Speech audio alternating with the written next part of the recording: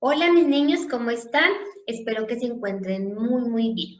Para esta semana vamos a abordar el tema de los adjetivos derivados y vamos también a continuar con la lectura del libro con los 3 capítulos, 5, 6 y 7 para que lo puedan revisar en la página en el osito amarillo. Por ahora les voy a compartir la pantalla para revisar nuestra temática de adjetivos derivados. Acá. Los adjetivos derivados son aquellos adjetivos que provienen de sustantivos y verbos. Importante que recordemos estas 3 categorías gramaticales que hemos trabajado ya a lo largo de estos periodos. Tenemos los adjetivos que son aquellos que califican a nuestros sustantivos. ¿Cuáles son los sustantivos? Las personas, cosas o animales. Por ejemplo, Joana, Mateo, Estero, Mesa, ¿sí? Y los verbos son todas aquellas acciones que están dentro de una oración. Por ejemplo, correr, caminar, dibujar, escribir, estudiar, entre otros. Y un ejemplo de adjetivo podría ser inteligente, hermosa, divertida. La derivación se logra por medio de sufijos y prefijos. Son 2 conceptos que ya hemos trabajado y que son importantes retomar en esta parte y que más adelantico les voy a mencionar. Que se agregan a la raíz de la palabra origen. Bueno, acá podemos encontrar este mapa donde vamos a identificar los adjetivos derivados y de dónde salen, de dónde proceden, cómo se forman. Y para esto es importante identificar los sustantivos que ya mencionamos, cuáles son y que hacen parte de las categorías gramaticales.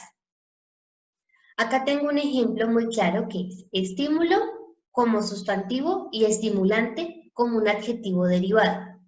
Un ejemplo de estímulo como sustantivo es: el estímulo es bueno para el perrito.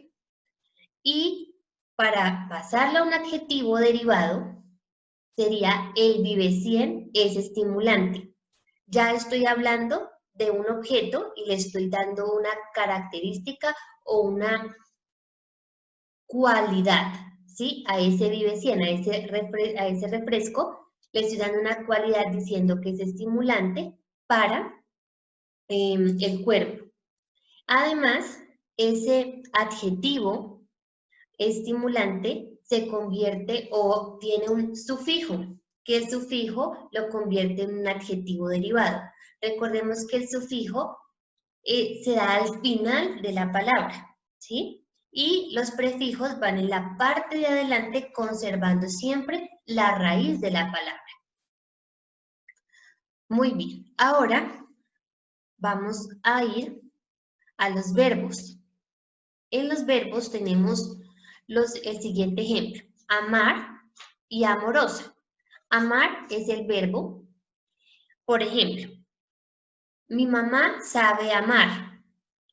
Y cuando yo lo voy a pasar, ¿sí?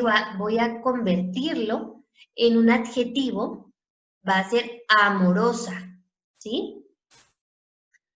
Entonces, vamos a utilizar ¿un qué? Un sufijo. Un sufijo, ¿por qué? Porque le voy a agregar algo al final, ¿sí? Sin que se vaya la raíz de la palabra. El ejemplo acá sería: mi mamá es la más amorosa. Ya no sería un verbo, sino sería un adjetivo derivado, como lo pueden observar acá. Y acá tienen otros ejemplos que pueden revisar ya después cuando estén haciendo su actividad. Importante lo de los sufijos y los prefijos.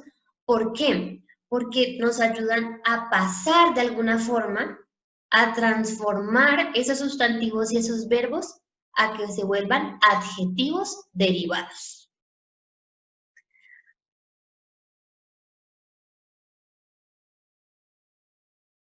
Bueno, mis niños, acá debemos recordar algún complemento, algo que ya vimos que son los sufijos y los prefijos. Los prefijos van antes de la palabra raíz, ejemplo, bipolar, antibiótico, audiovisual. Si podemos escuchar atentamente, bi sería el prefijo de polar, ¿sí? Para formar la palabra bipolar. Antibiótico. Anti sería el prefijo para hablar de biótico.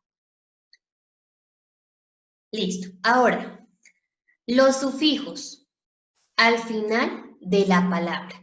Importante, al final. Por ejemplo, carrito, amoroso, distraído. Si se dan cuenta, hay una palabra raíz en cada uno de los ejemplos y se agrega al principio o al final. Esto nos sirve en los adjetivos derivados para formar esos nuevos significados. Muy bien.